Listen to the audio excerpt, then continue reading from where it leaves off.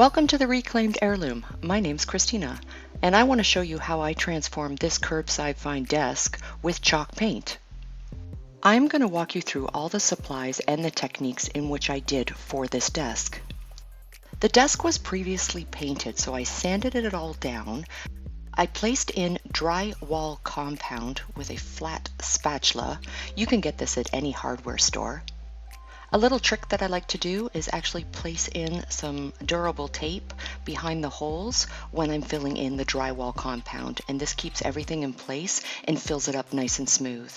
Starting with a thick round oval brush, and I'm going to use my base in French Linen by Sloan chalk paint. Because chalk paint is so thick, I always start with a moist paintbrush, as well as have some spray water bottle on hand. This will help move your chalk paint around and your paint will go a lot farther. I want to get my first layer on nice and thick, but not too thick. I don't want my paint to clump, so this is where the water will definitely come in handy, but I want a nice strong layer and a nice base coat. Because I want to create some textures, I'm going to just do some random brush strokes. I am pulling out the drawers so this way I can have a nice even coat all the way around the drawer frames as well. When painting any furniture, or even walls for that matter, you never want to have your paint much more than a quarter of the way up your paintbrush. These natural bristle brushes hold a lot of paint, so again, you only need about a quarter way up your brush with your paint. Chalk paint dries very, very quickly, being a water-based product, as well as I want to go back and add in a little bit of a second coat, but I'm going to do something a little bit different, and I'm going to show you exactly what I did. If you wanted to create a smooth finish, all you have to do is add a 220 sandpaper in between your coats and you'll have a beautiful refined finish.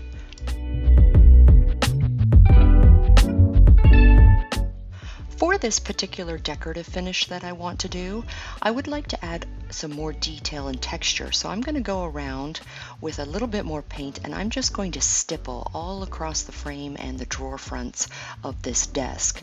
And all I'm doing is pouncing my brush, making a stippling effect. So I've got raised high and low areas into my paint. Important rule with this kind of finish, when you're letting these textures dry, definitely give it a few hours, if not overnight, depending on your room temperature. Once I complete the second coat, I'm going to go to the top of the table and I'm going to show you what I did there. So for this tabletop, I would like to do a nice dark ebony color. It's almost a black and it's so rich and I just love the finish of this. So with a sponge applicator, so these are disposable, I'm going to go ahead and put a nice coat on here. And what I do when I put on stains on top of wood is my brush strokes are always one way. So just back and forth, and as soon as I get towards the end of it, I just lighten up my touch on the brush strokes so they get softer and softer so I don't have streaks.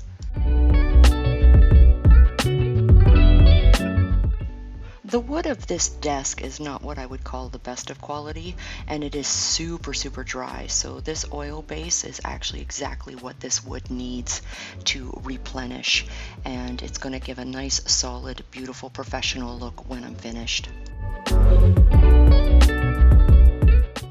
Because this has an oil finish as well, it will seal and I will not need to put anything else on top, but you could put a lacquer finish on top if you want a more sustained for, high traffic use per se.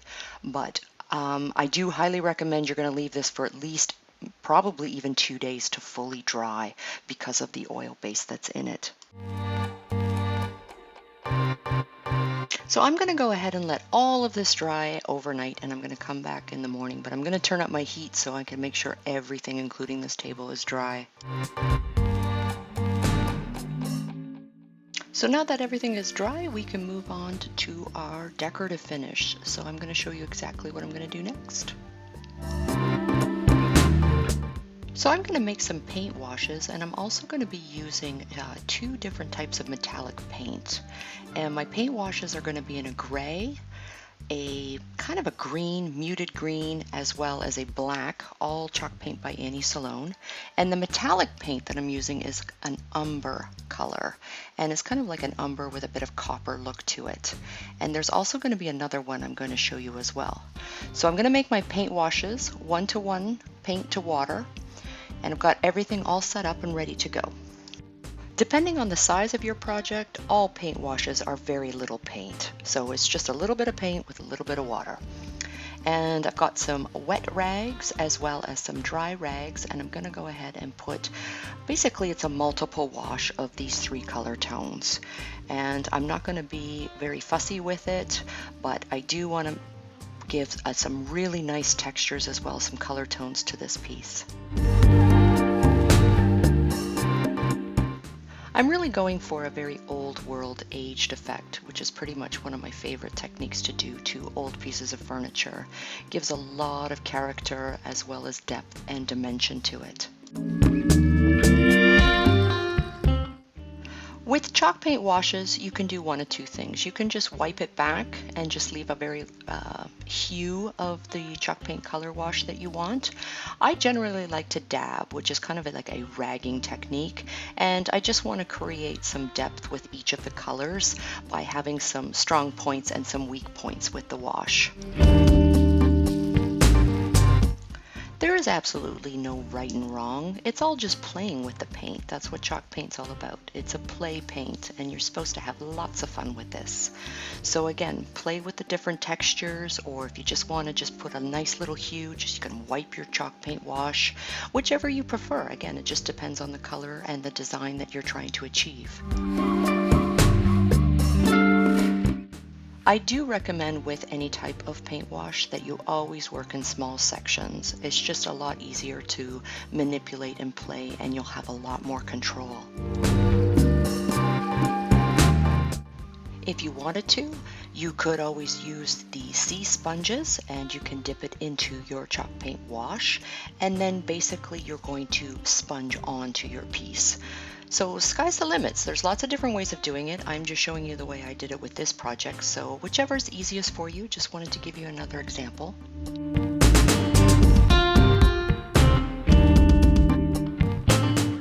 The main reason when I do my washes I like to use a wet towel or shop towel is because I don't really want to lift off too much of the color. Whereas if I use just a straight dry towel, I find it lifts off quite a bit. So sometimes also the wash can be a little too runny, so having those dry towels on hand can definitely be handy. So I always recommend to have both. And again, my paint washes are 50% paint, 50% water, but you can always change that concentration. You can make it 80% paint and 20% water if you want to have a bit denser of a look. So don't be shy, you can definitely play around, and just because you've done a chalk paint wash doesn't mean that you can't go back and just add some more. So definitely play with your designs. Really, really important, again, to making sure that base coat is 100% dry, because if you're using a fairly thick base coat and it's not 100% dry, chances are that when you go ahead and apply water and paint wash like this, you're going to have lifted points, and that gets a little bit frustrating. And I'm just telling you from experience, I've had it happen. So that's why the overnight dry process is really, really helpful. So moving on to the metallic paint, and I'm going to start with the umber, and I'm just using an old artist brush. Anyone will do. And the key with what I am doing is I'm actually using a little tiny cup of water there, and I'm dipping my artist brush and making sure it's good and wet. And then with the paint lid of the metallic paint, I'm just making sure I've got enough moisture to play with, and I'm going to show you exactly why. Working in sections, I'm going to use a damp shop towel here.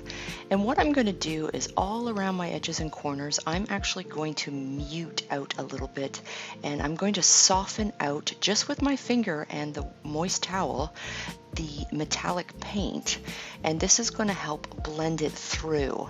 And this is why it was really important to make sure that the artist brush was wet before I started to add the metallic paint, because this is going to allow a little bit more control as I start to soften it with my moist shop towel.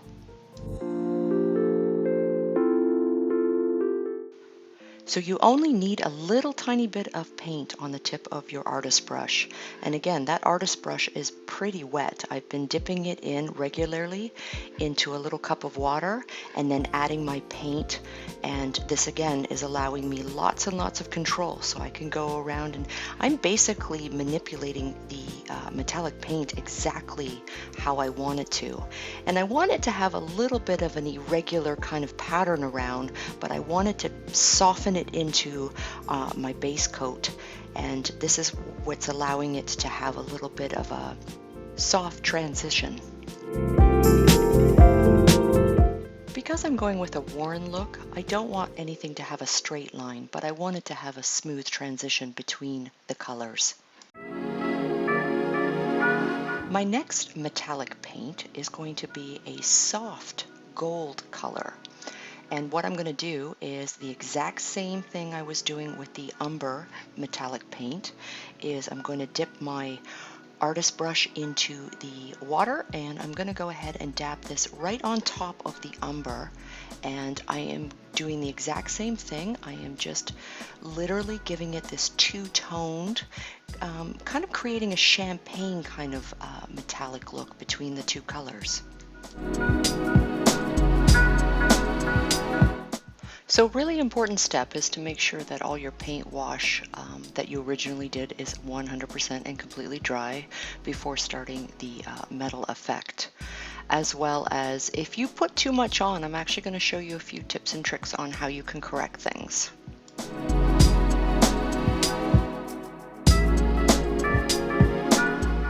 As you continue on with this particular step and you're just adding in those details, something you don't like, it's a little too much, there's too much metallic going on, sometimes we get a little bit more anxious. This is a very, very patient process. I take several breaks. This video is condensed, so you don't really see the time lapse of how long this takes. An estimate probably about 3-4 hours. By the time I get around, I have to go to the back side of this desk as well, because this desk is designed that it could sit in the middle of a room. So it's all wood trimmed and finished the entire circumference around. Some desks don't, they just kind of have a plain backside, so it's meant to be up against a wall. And when you're just adding in these metallic tones, play around a little bit. If for any reason at all, it's too much. It's just, there was just too much blopped in there. You got a little bit happy, you liked the way it was going as it dried, you didn't like it anymore. I always save my base brush. I don't wash it until I'm done my project. So whatever I've started my base, which I started this with the Sloan French linen. I even have enough paint on this brush right now. I don't even need to open the can, so I have something I can go back and think of these as your extra little erasers if you need them. Any of my wash brushes, if I stop, take a break, I put everything in a plastic bag so I don't have to keep washing and scrubbing every time I want to stop, and they don't dry out my brushes. So it keeps them mint. But if for any reason, just grab your original brush, your base color, boom, and dap it out. It was too much, you want to bring it back, you went too far in, you didn't like something. You can go back and correct anything that you want, so never feel like, oh my god, I'm going to put this on and then it's going to wreck everything and I'm going to have to start all over again. No. You have full control with this because it's a water paint balance. That's all it is. Because I'm doing all of this with a fair large portion of water outside of the base coat, it allows me a little bit of lenience. A lot of people, when they start to paint or are trying to figure out to doing a painted decorative finish, they get a little bit too, and I made the same mistake, is too much paint. Bring it back. You don't need that much paint. Believe it or not, this whole project does not take very much paint, even my base coat. When you're adding the water, it's allowing a lot more versatility and it's stretching your paint out a little bit further.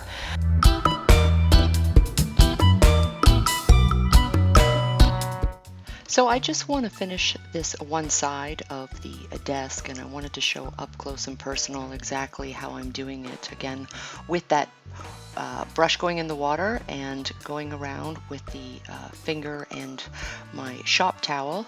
You can kind of see how I'm muting out some of the edges a little bit, and really what I'm trying to do is create these little shadows. So I keep adding and taking away, which is giving somewhat of an irregular look. And when I'm dabbing my metallic paint, I'm actually moving my artist brush back and forth and kind of giving it a little bit of a jaggedness. And each layer that I'm putting on is giving these different kind of shadows and depths. And again, when I'm using my fingertip, it's really just kind of muting it in and giving it a little bit of a transition. You can always mix up your metallic colors and create your own patina effects as well. So this one I'm just showing you with the umber and the soft gold, but I'm really liking this champagne kind of look. And I'm not too worried about how bright or how shimmery it looks, because again, I can always just go back a little bit with my base color using the same brush that I had started with and just kind of dab it out and mute it out a little bit here and there. So I probably will go around once I'm done everything and just kind of downtone it a little bit, but I am really loving the effects. So to add a little continuity through the entire design of this desk, I'm actually going to go around to all my edges and corners all the way around this desk and add a little bit here and there to the wood edge. And yeah, I'm really, really loving the results.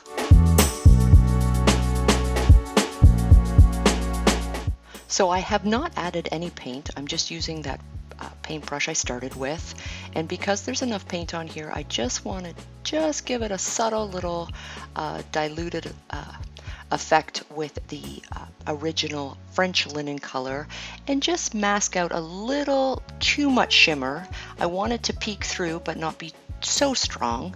And again, this is totally optional. If you really like the extra shimmer, you can always leave the extra shimmer.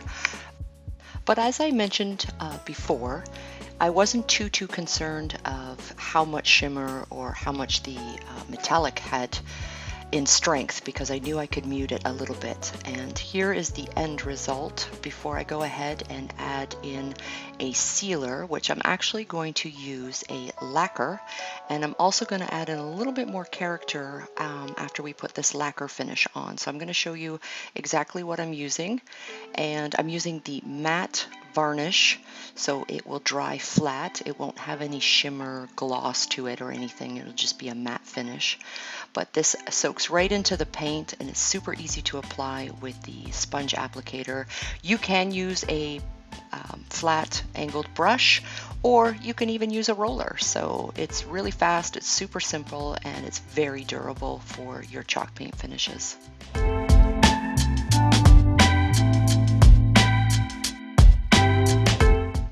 So for some added character again, I'm actually going to add in just a hint of some white wax, and I'm just going to add some shadows, say for where my hardware is going to go, and a few corners and edges here and there, and it just kind of gives it that soft, subtle, aged effect. I really, really love how white wax does a beautiful, beautiful highlight to chalk paint pieces.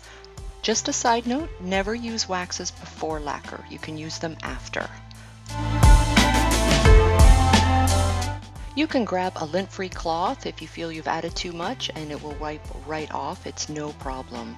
And I am so loving the results, and I found these cute little hardware pieces that I thought would be really well suited for this piece, and I'm super happy with my final results.